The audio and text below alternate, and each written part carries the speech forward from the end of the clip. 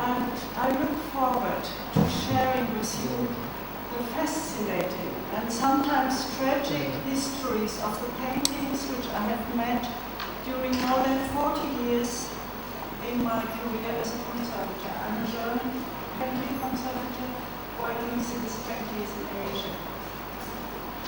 All the slides you see are paintings I restored in my studio with my colleagues. I have prepared a lecture to meet the needs of a general audience, being art lovers, perhaps collectors, rather than a scientific discourse on specific categories, research, and the more theoretical aspects of our profession. Our task as conservators is to restore paintings and artworks on paper with proficiency and confidence. Above all, we try to make sure that damage and loss of value do not occur. Through consultations and public presentations, we inform all who work with art how pictures should be safely kept, cared for, and transported. Most cases of damage can be avoided by specific prevention. I've prepared a lecture. The following film uses a time-accelerated technique to show movements in the structure of paintings provoked by perpetual changes in climate conditions. Delaminations in the structure of the painting last only 3 to 4 seconds in the simulation, whereas in reality they took up to 36 hours. Let's have a dramatic peek at an insider's view how in this span of time aging takes place.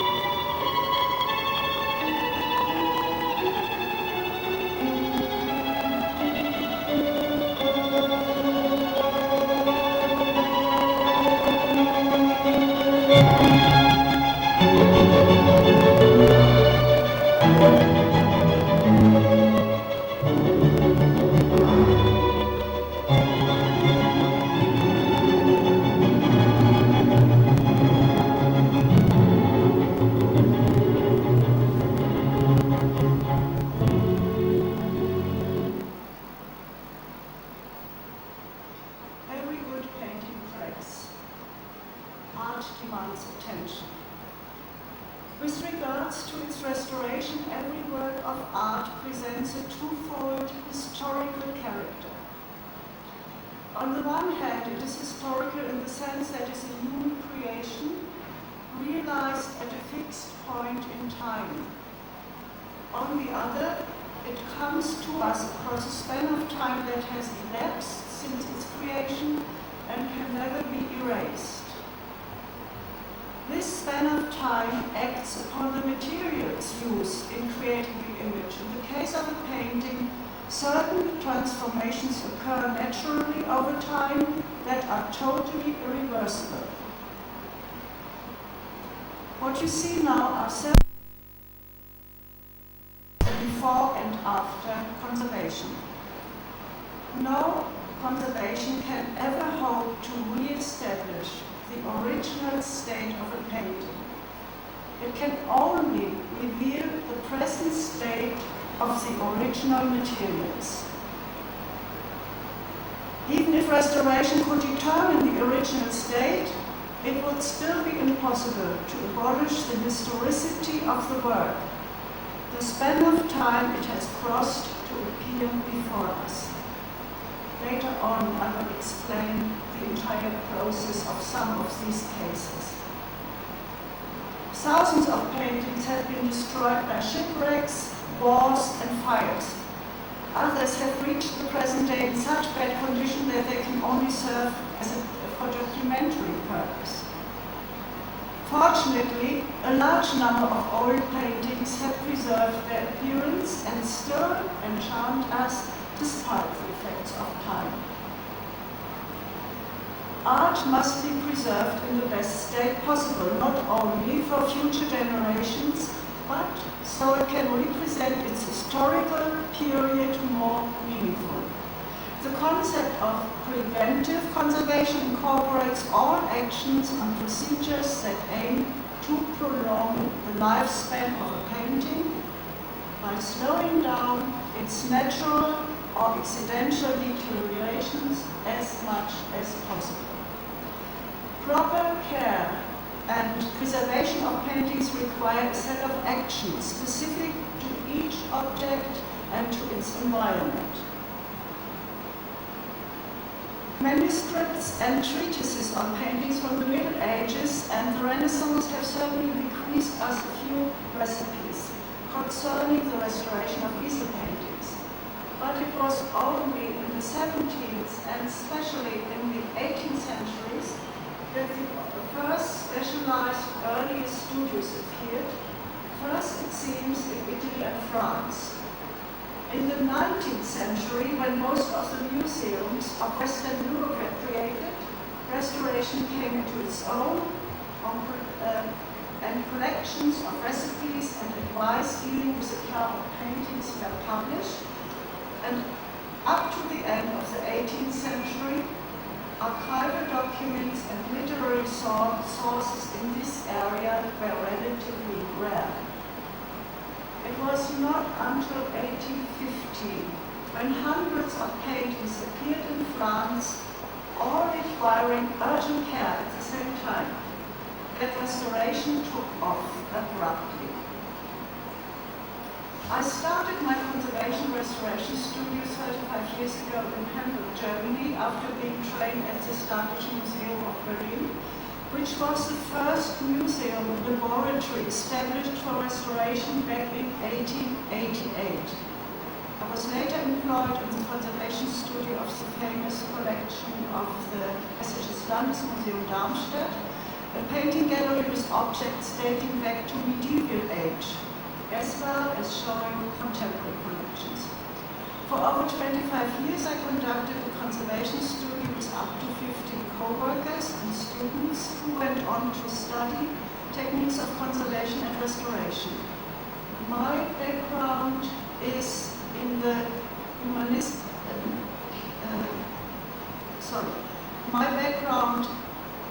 the European philosophical tradition, that the history of art is a humanistic discipline, and that the value and historical development in the most original sense of mankind has to be kept alive and present in the consciousness of future generations.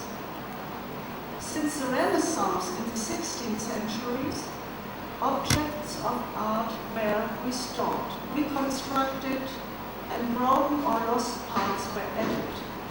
And each century reconstructed according to the taste of the period. The origins of historic preservation are linked with those of the modern historical consciousness, which matured towards the end of the 18th century.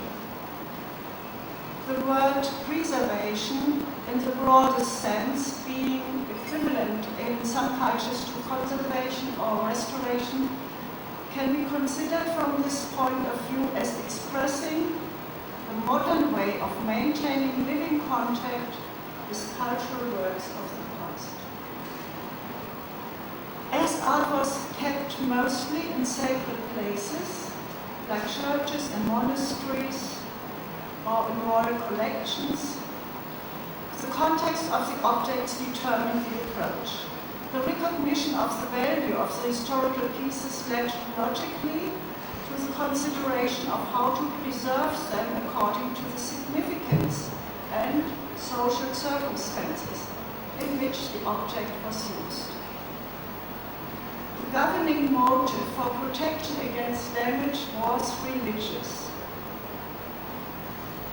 One could hardly call this restoration or conservation.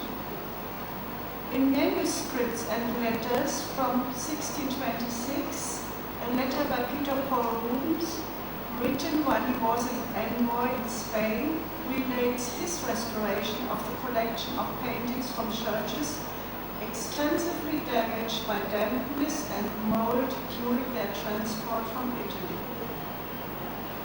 The religious context has a connection to the history of art in Asia, where art began as an expression of ritual activities. The decay of art objects was considered natural because art was only temporary and ephemeral. This kind of philosophy of life emphasizes as more important that the significance of ancient objects should remain in our memory, rather than in philological reconstruction of their original appearance. And it is only in the last 50 years that Asian paintings are being seen in a historical context with a need to be preserved as testimonies of living cultural heritage.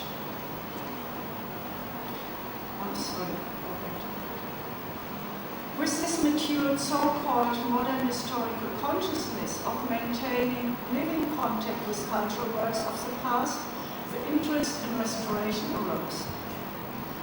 As there is no tradition in professional guilds and no underlying guidelines or consensus on fundamental ethical principles, conservation and restoration, as it was transformed in Europe over the last 400 years, the idea of respecting the uniqueness of the cultural property, its artistic, historic, scientific, spiritual, or religious significance in relating context has not yet fully matured.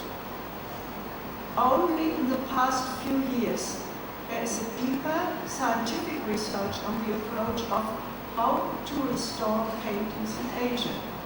And the dialogue about the aesthetic criteria has varied over time and still does today.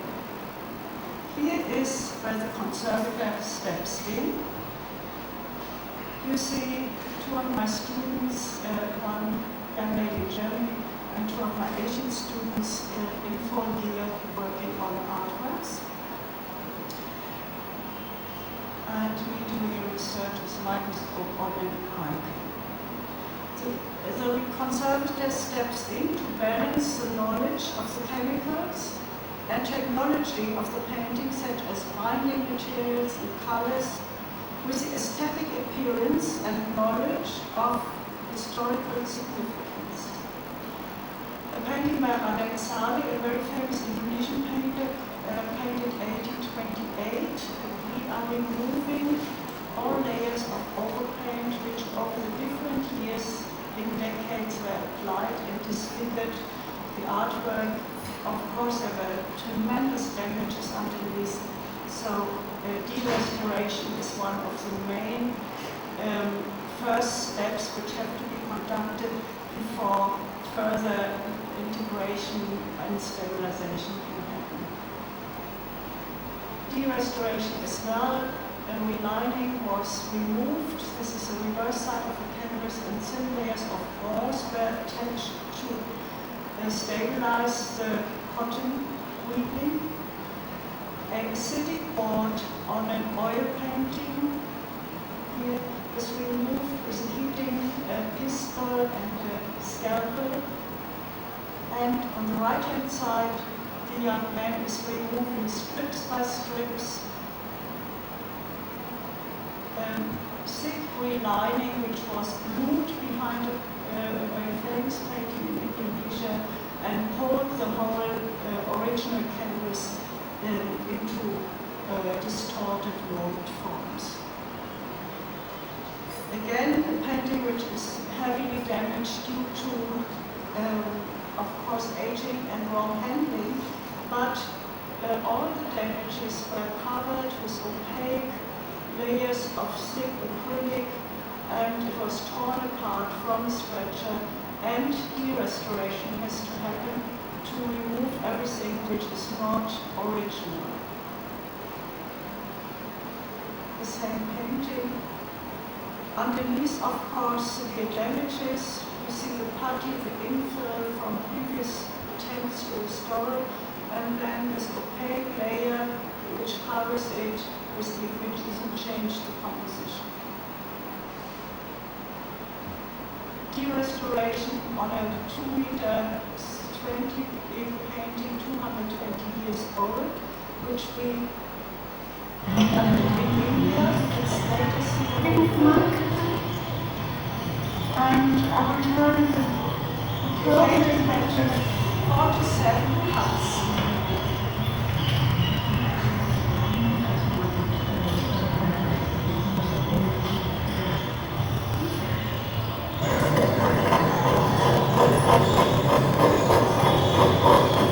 If you come closer later, you can see them. They are triangular cuts. They are, as here, when my colleague Subash is working, horizontal cuts, and those cuts split the painting open. It was quite archaeological. You could hear the spray.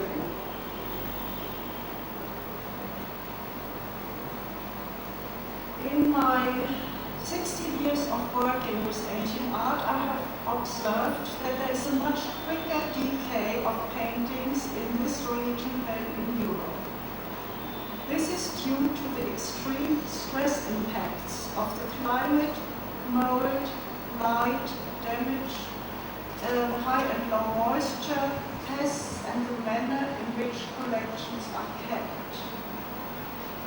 Let's now have a look at how a painting needs to be examined before special recommendations for conservation steps are made, and the various elements which can cause damage. Because the time is over and cleaning was apt to be done with a potato or onion or water. Before each treatment, a responsible conservator writes a damage and condition report based on careful examination of the painting.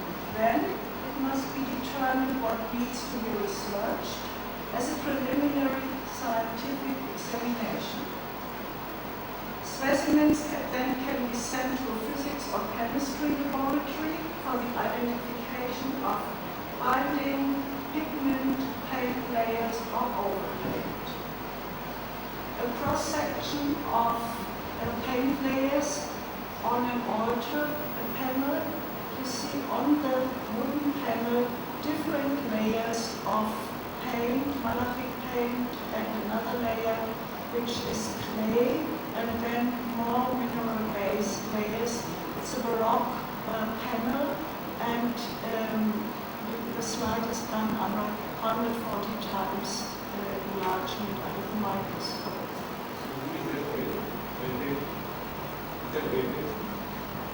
it's a panel, yeah, it's oil on wood. The left side shows under UV light again a cross section 140 times enlarged, where you can see the different layers of underpaint, binding agents, and the pigments applied.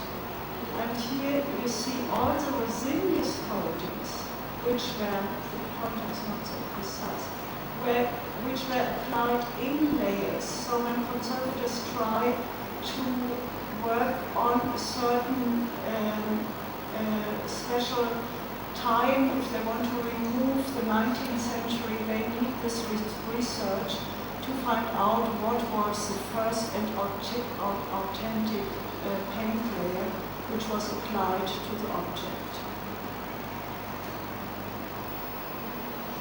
Little windows on the left-hand side, cleaning, painting, and doing research on a painting from 1953 by German painter Katz in the German Museum, Miss Mary. Miss Mary came to us in a completely state of disfiguration because her whole new body was covered with an opaque layer of paint. The reason for this layers of paint was that she had very early drying cracks. Later I will explain why. It was a choice of the material. And here under UV light you can see that all the black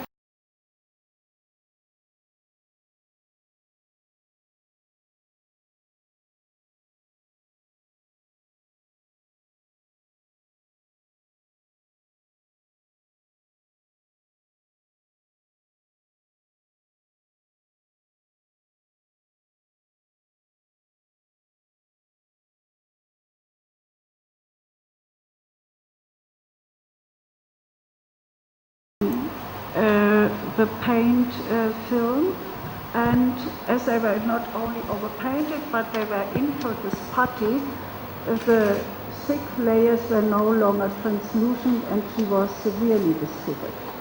This is a painting after conservation on the right hand side. Specific damages and what are the elements that cause damage to a painting. When is conservation required, and what can a collector do to prevent such damages? That's a very important question for everybody who is collecting art. Much can be done with small improvements in the everyday care given to collections by everybody. Major damages to paintings include mold, because fading and mold disfigures objects. A painting, even in a public collection of the National University in Singapore, which shows so severe active mold growth here. You see the white spores settling on the dark paint.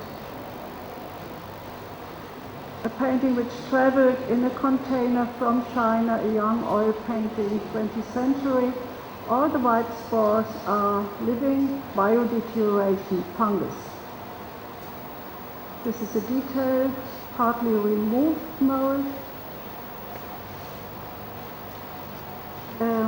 Additional dangers to paintings include cracks and distortions which deform and weaken them. Cracks and distortions have several reasons. There can be climatic reasons, but very often these are handling damages or overstretching a painting or not supporting the tacking edge. Another cracking, tacking edge where the paint is already delaminating. Surface dirt and light damages. This is not only surface dirt. This is an oxidated varnish which is caused by sunlight. So after 40 years organic varnishes are disfiguring and getting a brownish tonality, and this Baroque painting shows very clearly the aging due to light. Another dramatic light damage with surface dirt. Insects and rodents can eat and soil paintings. Very often we have eaten scratches,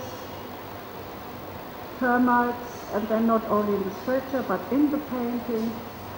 Ignorance and human negligence, you hardly can call this preservation, because stapling the work together and not stabilizing all the soiling paint layers here is quite an ignorant way to keep an original painting.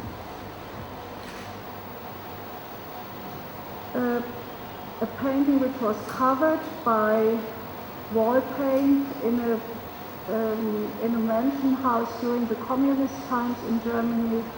It was in a certain way ignorant to put layers and layers of newspaper in front with aqueous as a water-based glue. And of course a lot of delamination of the original paint happened.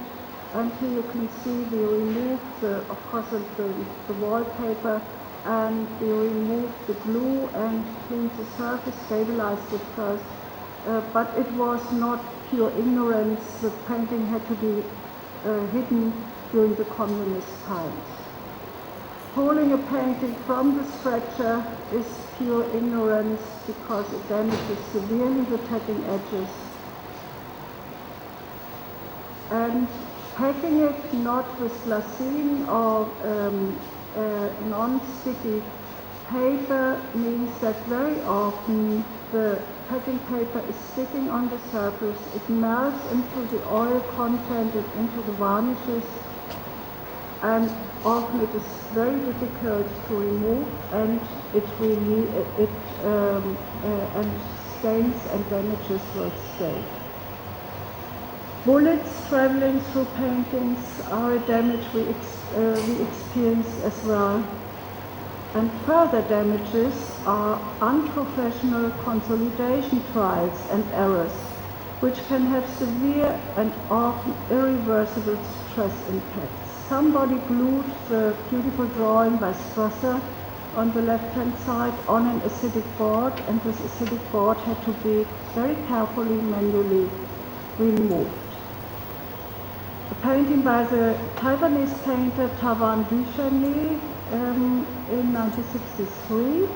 It has a severe damage in the central part of the image. Later I show you the image again. And somebody nailed just a triangular support on the Masonite board. It was created on Masonite. You see even nails were hammered in from the front to close the hole. A painting by Noble, painted 1898 for the Raffles Hotel in Singapore, and all the little islands we draw with chalk are sections of overpaint.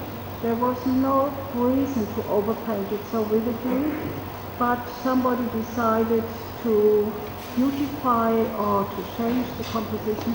And we have again a light damage. You can see how dark the canvas, the varnish was. It is a snowy landscape underneath. This is a light damage. Unprofessional consolidation, of course, is when you tape the edges and the soiling of the surface of all those pigments is not stabilized. Overcleaned and abraded paintings down to the base are tragic. This Baroque painting you saw detail before has all the residues of paint remover still on it. You can see the dripping paint remover, and it is overcleaned up to the red Baroque base. I would now like to discuss and show examples of the following factors which affect the conditions of paintings. Materials used, light impact, relative humidity and temperature, pollution, pest damage, handling.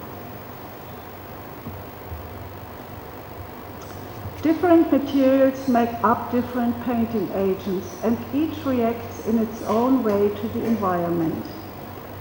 Some paintings are more vulnerable to specific environmental factors. For example, paintings worked on wood or on ivory, which is a very sensitive material to fluctuations in relative humidity. Certain colors, such as crimson lake, are especially affected by light. Large paintings, this was a painting from a ceremonial hall, which was not to be removed without two tubes, two rigid rollers, and only then we could work on it, rolling it from the left to the right side, are much more difficult to move, and therefore they are much more susceptible to damage than smaller paintings. And the absence of a frame or even a stretcher, here we haven't had a frame or a stretcher, as in the case of some contemporary works as well, makes moving these paintings even riskier. The heavier a work of art is, the more careful one must be when hanging it. I will show you now a little animation of a painting we restored in Malaysia by a Malay artist, Ibrahim Hussein. It is 9 meters long. We went 4 times to Malaysia, and it was not rolled. When bringing it into a conference hall, when hammering it towards the wall, it had many severe damages which needed serious stabilization. The abrasion which happened are serious damages because we have loss of composition. Not only in the monochrome background, we have loss of composition, unfortunately, within the lines and the more graphic part of the painting. Here you can see very prominently how the abrasion reduced within the lines of the composition the original substance, and here we have paint loss which severely disfigures the composition. Dust and dirt can become seriously embedded in the impasto of unvarnished paintings. This is a painting by Katz again from 1952. We were not able to clean this painting because pollution already was embedded and migrated into the paint layers, and the painting was in a certain way aging, which was irreversible. So in collections in very industrial areas like in Birmingham, now conservators are protecting the surface of paintings with acrylic sheets if a spacer is provided. You see again Miss Mary, which you saw before, because the specific choice of materials which was used by the artist caused an individual agent process. For example, thick oil color on thin canvas without base causes warping and flaking. Slow oxidation of greasy paint, this is the case here, causes wrinkles and damages. You see all the drying cracks. The drying cracks in a painting by Walter Spies, painted around 1950 on the left-hand side, and the cracking as a thick oil material was applied to a board, and you can see how the board reacts with the paint film and the base. Lighting. Light and heat accelerate the natural degradation process. The harmful effects on some objects due to prolonged exposure to sunlight can be witnessed daily. Light can cause colors and varnish to alter and fabrics and paper to become more fragile. I show you now 5 examples how varnish has aged by light and how colors have faded.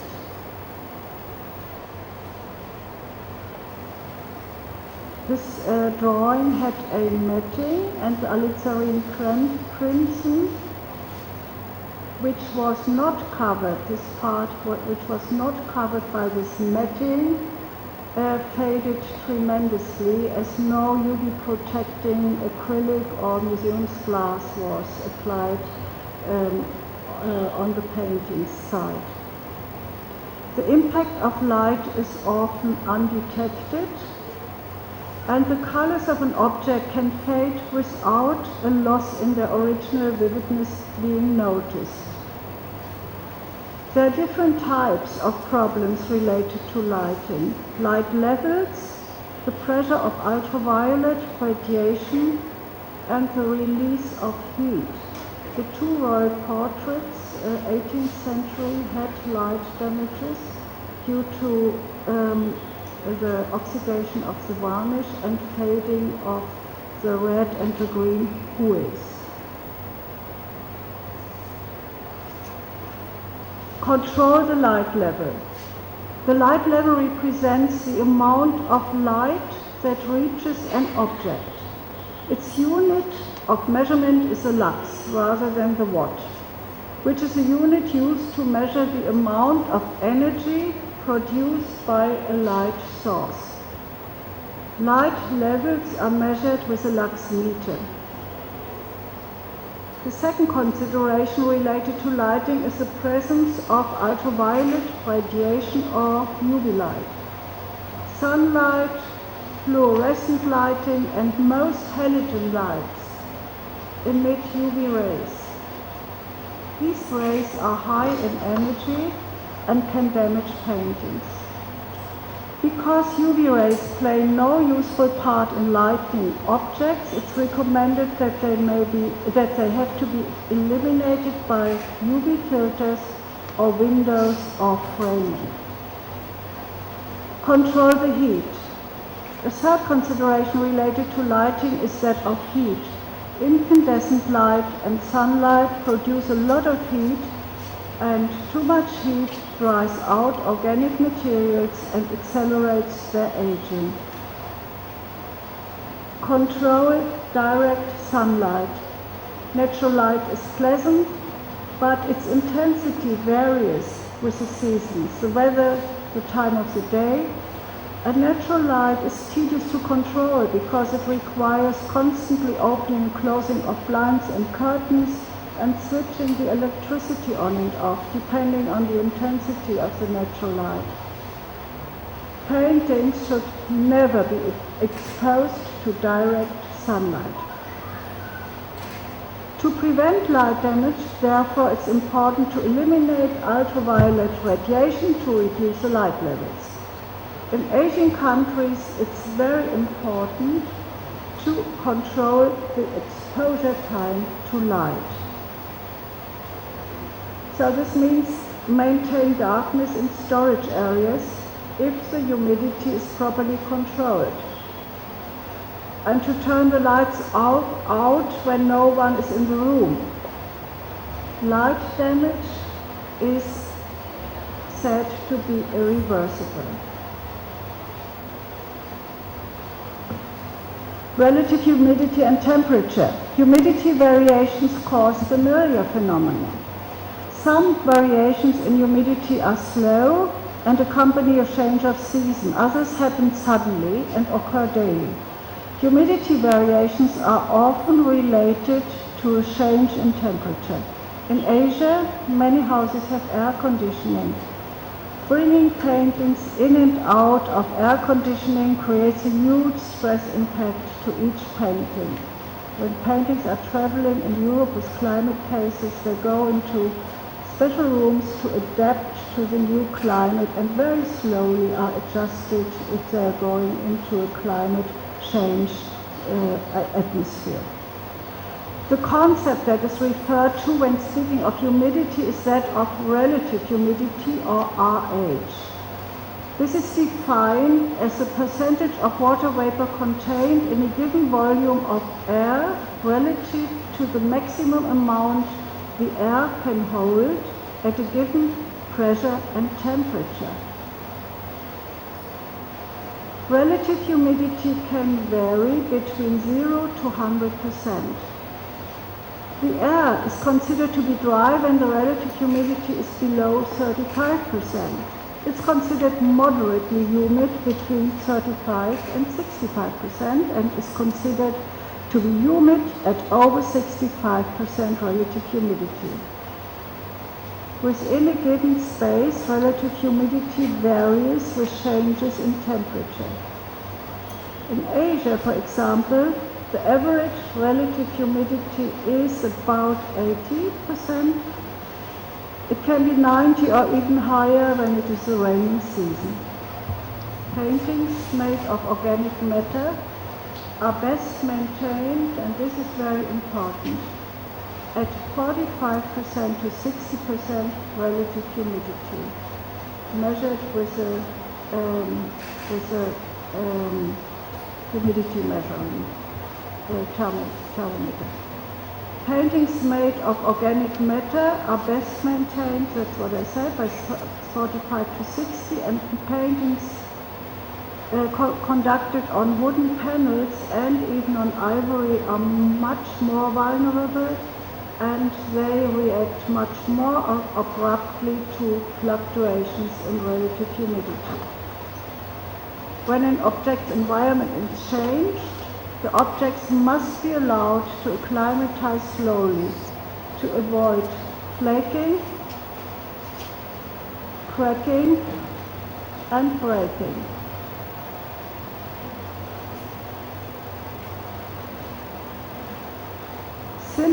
Simple measures can effectively slow the impact of humidity fluctuations, and these include placing a backing board on a painting, or placing the painting under glass or acrylic sheet, but only when the environment is controlled and only if there is a spacer in between the glass or acrylic sheet and the original surface, so that no material is touching the surface.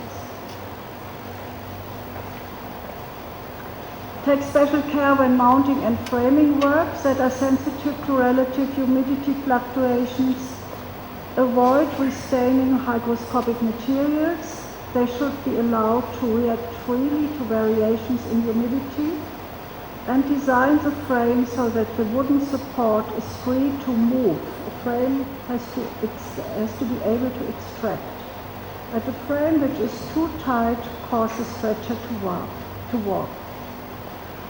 Relative humidity above 70% can trigger mold growth, especially in dark areas and areas with little air circulation. And mold is an important topic in tropical countries, so bear with me to speak about this. Molds are living organisms of which the spores, the seeds, are in the air everywhere. This means mold is airborne. It flies if you have one infested object to the other one.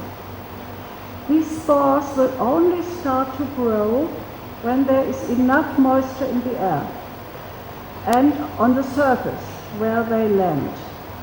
They prefer places where there is very little air movement or light. You know this from your closet, if it's dark and closed. They will only go on growing if that surface is coated with or contains organic materials on which the mold can feed. And only so long as the high moisture levels are maintained. If you reduce the moisture, the mold will collapse.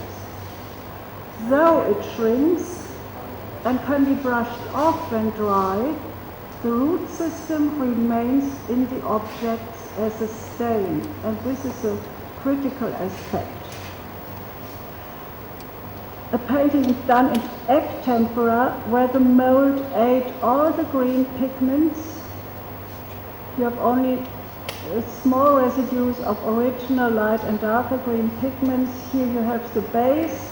It's not abrasion, it's a mold damage. The mold spores love to eat the organic egg tempera substance, and the painting was severely reduced. On the left-hand side, you see a typical mold growth damage where the mold spores are feeding on the paint materials, on the glue, on organic glue they love to chew on, and it creates, we call it foxing, brown spots, which are irreversible. The pine painting, a Chinese painting by Zhu Minzhong, where you see all the greenish parts of the face show mold damage. The little white spots are loss of pigments because the artist used a coating, a resinous coating with oil, and the mold is feeding on this resinous coating. Severe mold damage, which is irreversible, then we recently had those paintings in the studio. You see that the pigments are completely eaten, the white spots are mold damage, and the white spots as well, and the paintings were completely devalued. If an object is contaminated, use of chemical gas infusion might help, but only if the object is kept in controlled environment after the treatment. There is still no guarantee that a new infection will not occur. And again, as mold is airborne, it's an uphill battle which you can never win if you are not controlling the environment. Temperature also affects the condition of objects. High temperatures accelerate the rates of chemical degradation, oxidation. The yellowing of varnishes, for example, occurs more rapidly at 25 degrees Celsius than at 18 degrees Celsius. Oxidation of varnishes. Therefore, paintings in Asia already show a yellow varnish after a very short period. Remember that temperature is also important because of its direct influence on relative humidity. For each degree Celsius that the temperature is lowered, 3% is gained in relative humidity. Pollutants. Nowadays, air pollution is seriously damaging the environment. Pollutants, for example, dust of all kinds, nitrogen oxides, sulfur compounds, accelerate deteriorations.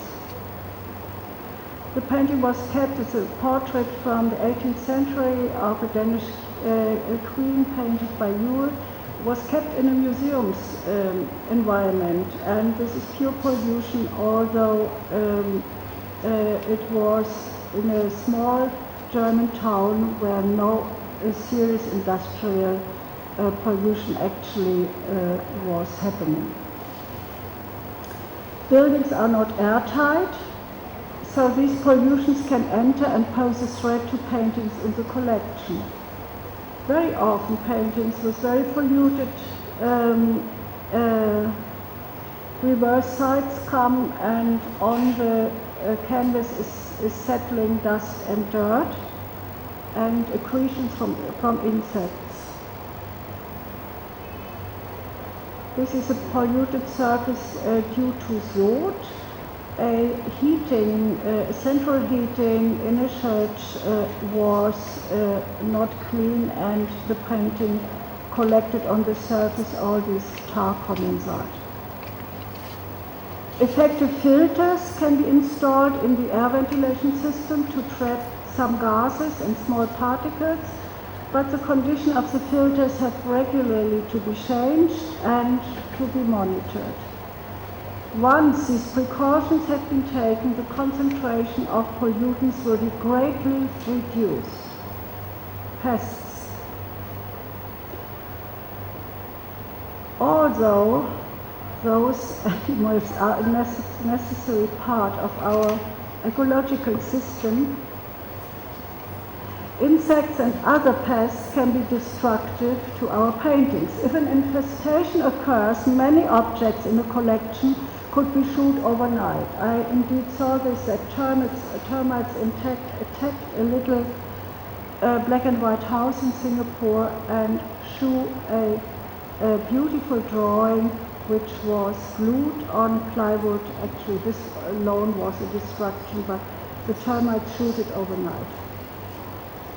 If an infection occurs, many objects in a collection could be chewed, torn or soiled, thus reducing their value and their potential for research and making them unsuitable for display.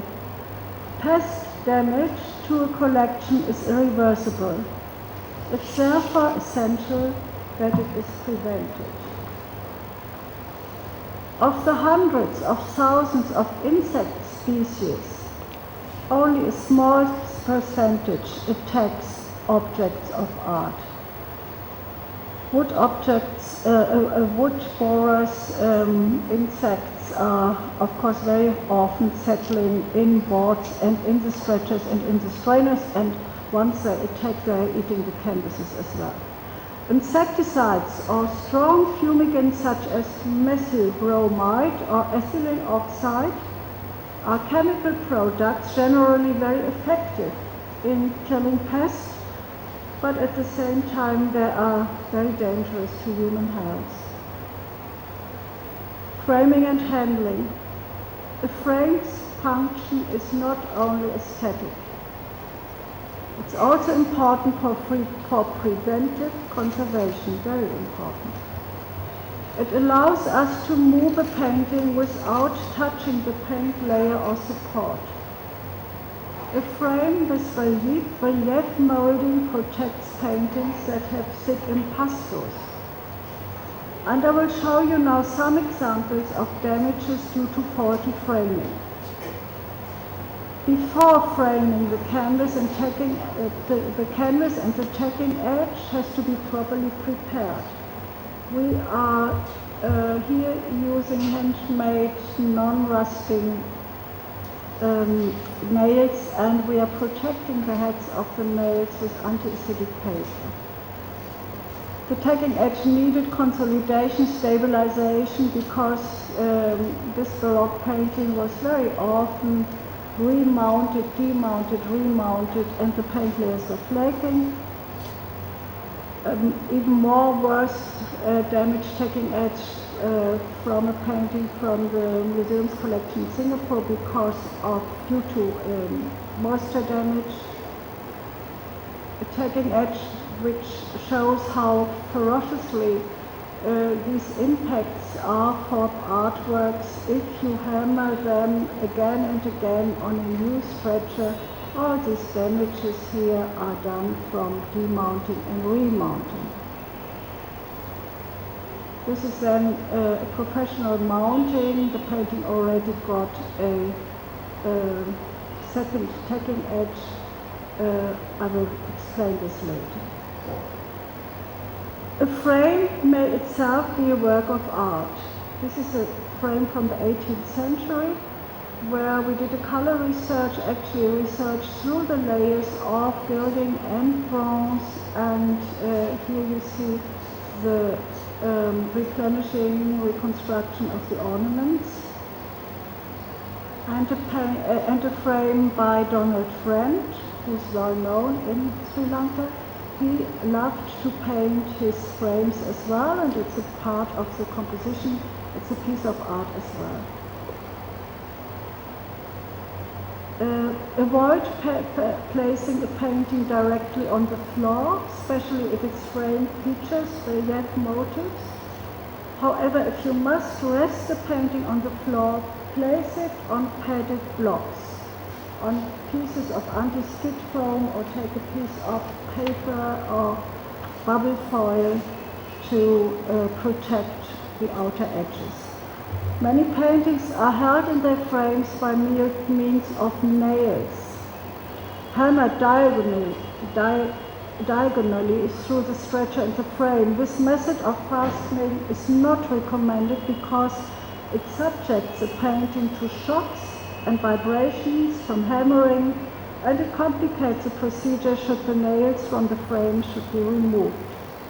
If a painting is already held in place by nails, leave them in place. If it's absolutely necessary to remove them, be extremely carefully, because a false move can tear the canvas. You see that the nails even migrated through.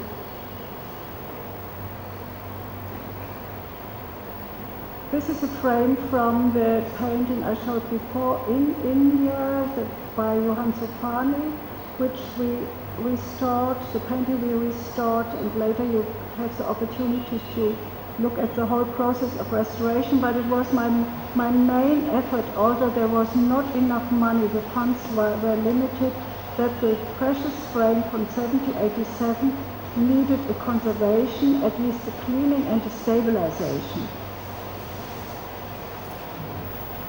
The backing board and relining methods. All paintings and canvas should be provided with a backing board. That's so important because you can prevent damages from accidents during handling. A backing board also strengthens the sometimes unstable structure of a stretcher, if a stretcher is moving and is flimsy. Therefore, it reduces stresses and the risk of a painting bending during handling. It prevents dust and dirt to solve all the pollution from the reverse side from settling on the back of a canvas, and it protects from sudden fluctuations of relative humidity. A loose lining behind the original canvas might be just as useful in specific cases. In cases of severe damage and weak original canvas, a relining might be chosen, but very rarely we are recommending this because it's a very interventive measure already. Loose lining on a stretcher, loose lining, that's the white cotton cloth, and reline tagging edges on a proper stretcher, and a loose lining on a bigger structure. This painting was received on a heating table by Hendra Gunawan from Indonesia, a new lining, because it could not support itself. Handling. Before moving a painting,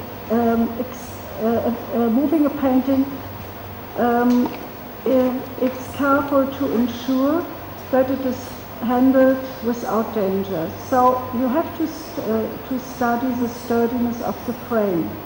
You have to study whether the joints are holding well, how securely the painting is attached to its frame, and whether a backing board is present. In addition, make sure that any inner frame or liner is solidly fixed to the main frame, and that the keys are well attached to the stretcher, that they're not falling behind, they are causing damages.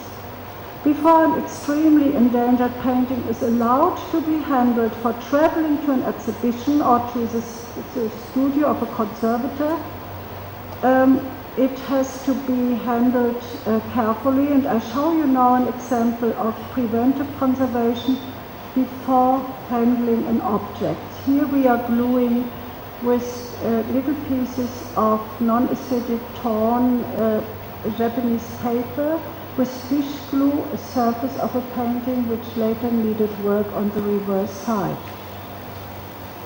And another example of preparing an oversized painting to be mounted on a customized trainer, and this one needed to be transported.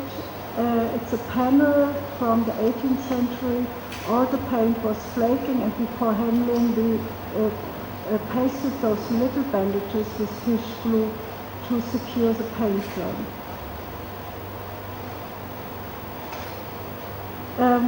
An oversized painting will be mounted here on a customized trainer, and I will show you how it got tear supported with thin bridges from synthetic foil, mounted with reversible glue before even handling it and thinking about mounting it.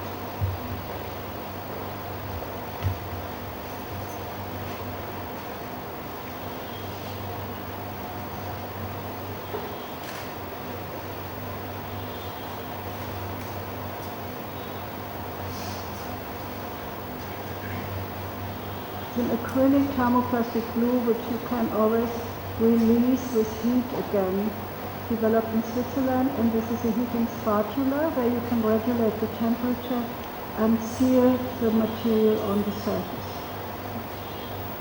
Wear white cotton or surgical gloves when moving gilded frames or unframed paintings. In most of the collections in Asia, the outer edges within the images are severely soiled, if it is a light background, by handling damages, because the sweat and the dust and dirt and humidity of the hands migrates into the paint layers, and this is an irreversible damage. I show you some examples of student apprentices. He is holding a painting precisely with his gloves, and she is doing it wrongly because she, although she is wearing gloves, is touching the painting's image side. So never carry a painting by holding only the top of its frame. Rather hold the painting by the two sides of the frame, or support it by holding the bottom of the frame with one hand and one side with the other hand. Hold paintings vertically with the paint layer facing you. This is one of the first things I'm teaching apprentices. You turn the painting, carrying it and caring for it by turning it towards your body, facing you.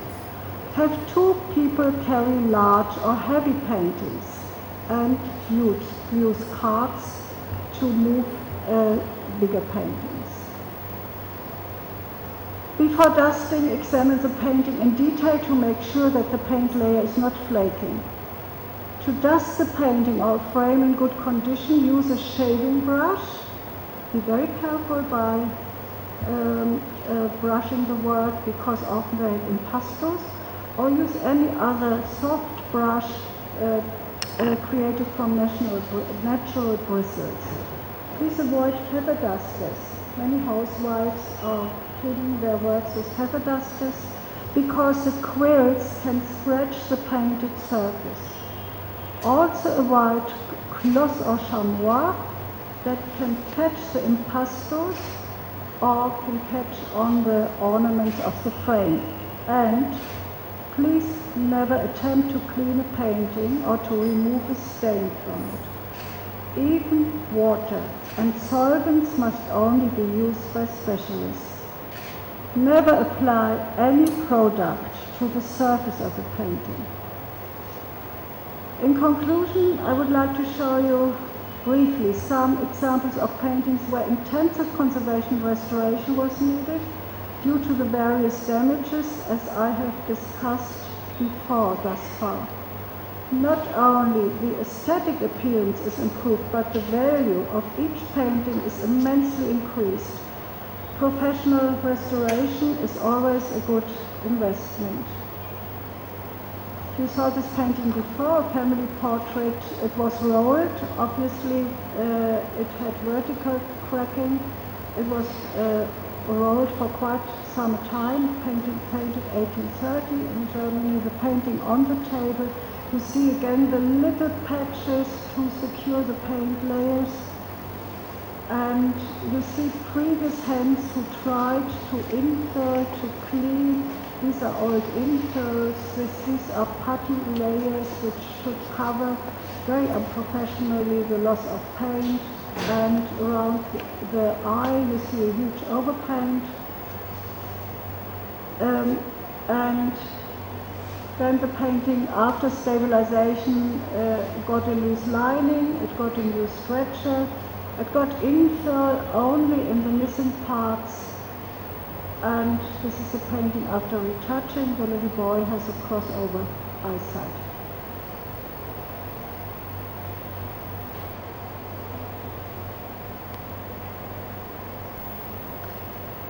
A prominent work of Indonesian heritage.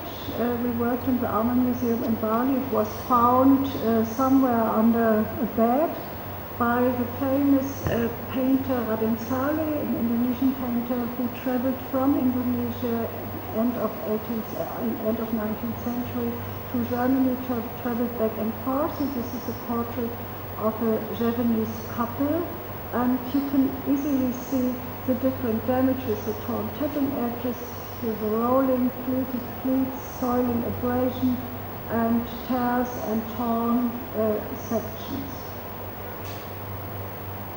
First consolidation by unskilled hands, and on the right hand side we are putting already little inlays into the losses with the heating spatula.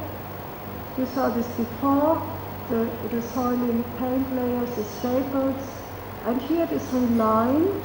All the different layers which were not original are removed. The putty,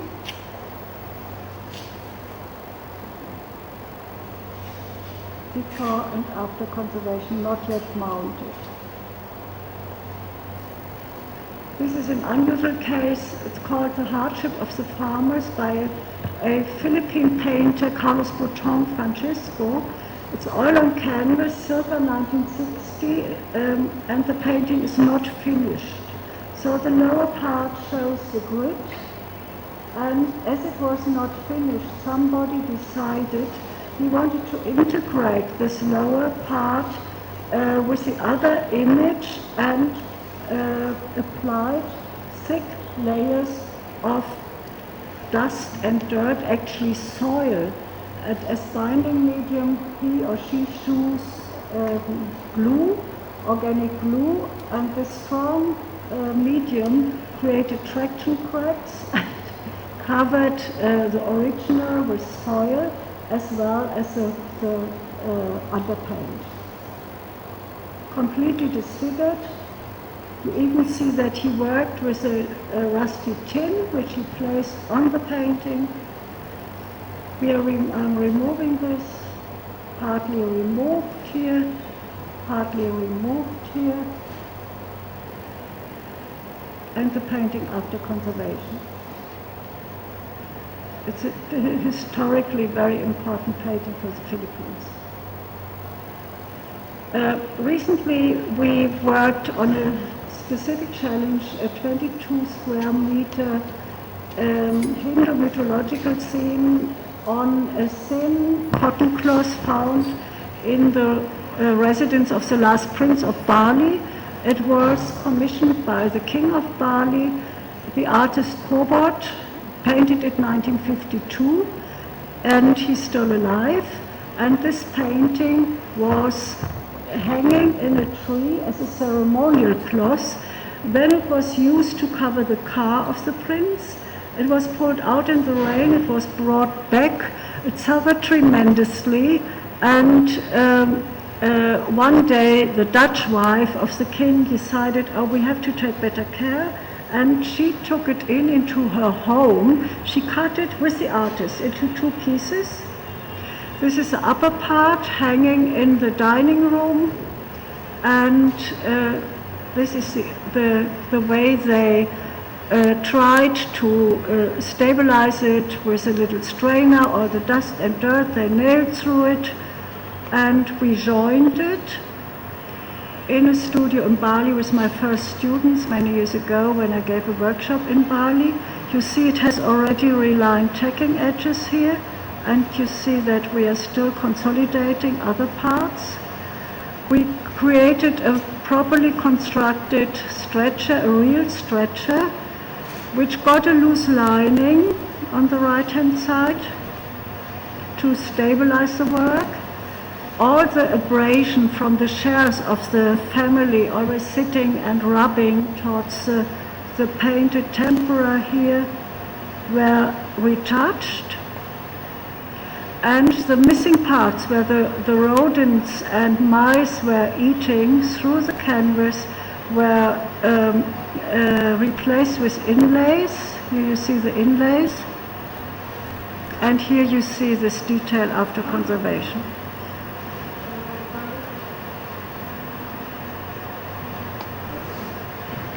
(25 square meter). An iconic painting for Singapore by Lu Kang, 1951, oil on canvas by Lu Kang. He died. You see the little patches to secure the paint layers, already partly infilled. flaking. The artist's wife sewed patches behind from rice sacks. Here are Chinese rice sacks. She wanted to keep this important painting. We removed all those additional stabilizing attempts which were not sufficient, and the artist became colorblind. He died with 92 years. We had to ask him whether he was agreeable that we could remove all the different retouchings he did within the blue and within the red, because he changed the composition and it was his painting. So we could only remove certain retouchings after getting his green light. Signed on the reverse side, so therefore no relining would ever be allowed. We relined a tacking edge on the left-hand side. A wrong inscription from the museum, somebody with a felt pen put an inventory number on it. That should never happen. A loose lining behind only to close the canvas, and then removing of overpaint, severe overpaint, infill, retouching, and the artist himself after the painting was finished. Amosolo, the national painter of the Philippines, portrait of Anita McMicken. She is the founder of the Ayala Museum, so it was a very famous painting. Before transportation, again the little bandages to secure and stabilize the paint layers. And it was a tragic example how many hands already tried with brown putty, with white putty to fill loss. Green putty in the dress. This is not the pattern, this is putty, and all the brown putty here. So again, where we started with the lecture, de-restoration took 30% of our time, and here she is after de-restoration, stabilization, retouching.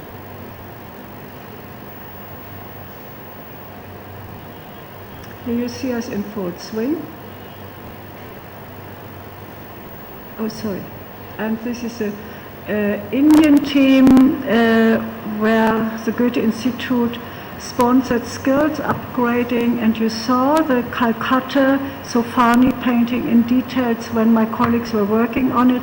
If you still have the time and if you are still motivated to take more in, then you can listen now and see a very well documented short documentary of the restoration of the painting by Johann Sofani, painted 1787, an enormous challenge for the team because they always only worked on small Bengali paintings, and had to take on with me this challenge, going through all the different steps of conservation needed, and I went 4 times to India. It was enormous inspiring for me, and the result was wonderful what we could achieve. I haven't seen the painting now for 3 years, but one day I will go and look again. Thank you very much for being so patient, and if you have any questions or problems, I'm here to answer them.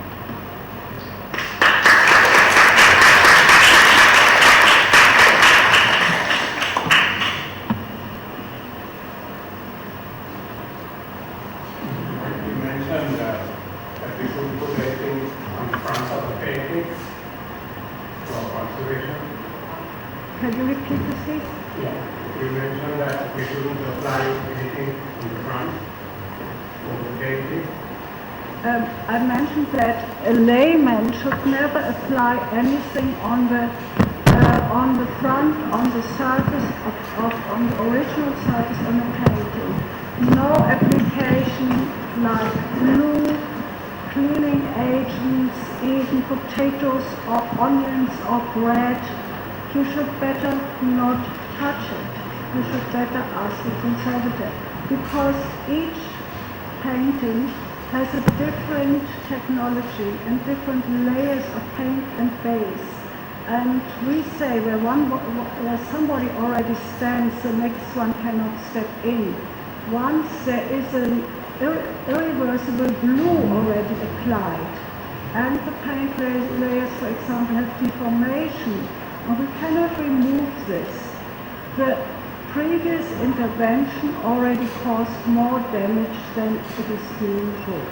In the hands of a conservator who knows what he's doing, it is permissible to apply some. Well, if somebody is trained in conservation, of course it's a very needed intervention, but please consider always less is more. And please differentiate clearly between non-interventive and interventive conservation.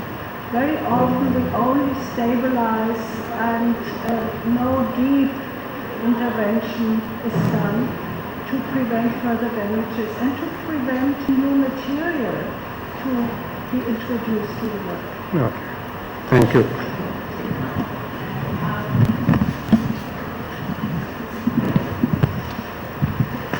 Leading from what you just said about new materials being introduced, I was wondering how successfully can you ensure when you're doing retouching of a painting that the materials you use for retouching age similarly to the original materials of the painting? They can never age similarly because they are new.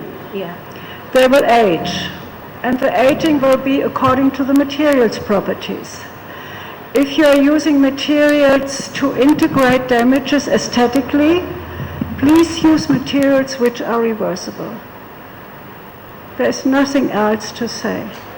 Materials which are reversible. For example, a synthetic varnish on an acrylic painting which you spray on is never reversible. It has a certain aging, it will react to humidity, moisture, temperature, but it's not reversible, or only with severe chemical intervention. So the material you use for retouching, for infill, has to be reversible. No car putty, no synthetic glue, no quick bonding. Which material are you looking at specifically? No, I was just fascinated by the whole process, and I was wondering, since it's about restoration, how long would that kind of retouching, allow the painting to be viewed without that in itself becoming a problem, the differential aging?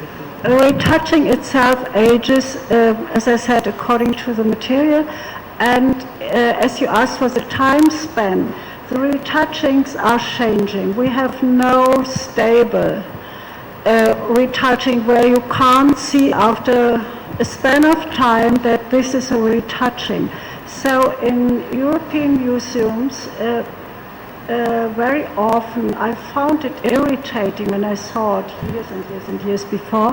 The retouchings were done lighter, in a lighter way. So you can differentiate all the retouchings, but the conservators anticipate that in 10, 20, 100 years, these retouchings will age more similar like the original color tonality. So as it is, the less impact is our maxim. They do not want to do retouchings again. They do not want to remove them again. Every handling and touching a painting is again an intervention. So they make them more light. In your experience, since you've done quite a few, how, just a very general time span range within which these retouchings do not require further intervention? It depends on the quality of the material. Chinese acrylic paint has very bad acrylic content and most non-stable pigments. If you use watercolor pigments in a watercolor-based material, for example, imported from London, this retouching will fade because most of the pigments are not color fast. You have a severe problem by taking chemical products as a chemically prepared paint and retouch a la prima in one layer. You have to apply retouchings in different layers, and then, which is not easy, you have to adjust the surface coating. This means that the final glazing or resinous coating, varnish. And this last layer then again has to be according to the transparency of the paint so that you can accomplish an integration. Retouching is not easy.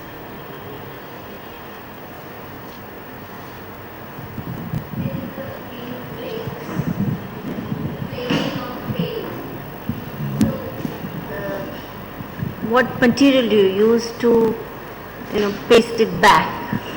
We are using different materials according to the painting which we have to stabilize. There are wide ranges of materials, and only certain are suitable in Asia. Organic materials like glue are not suitable, but in Europe we are using fish glue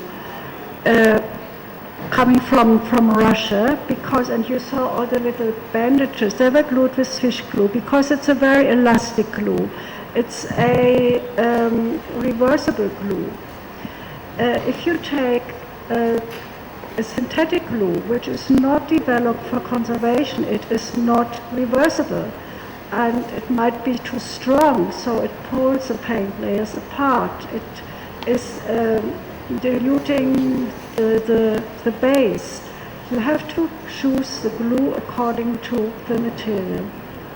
There used to be this dimer resin and beeswax which used to be mixed to repaste the paint back on the flaking paint. Can you repeat this? Dimer resin, yeah. and beeswax mixed together.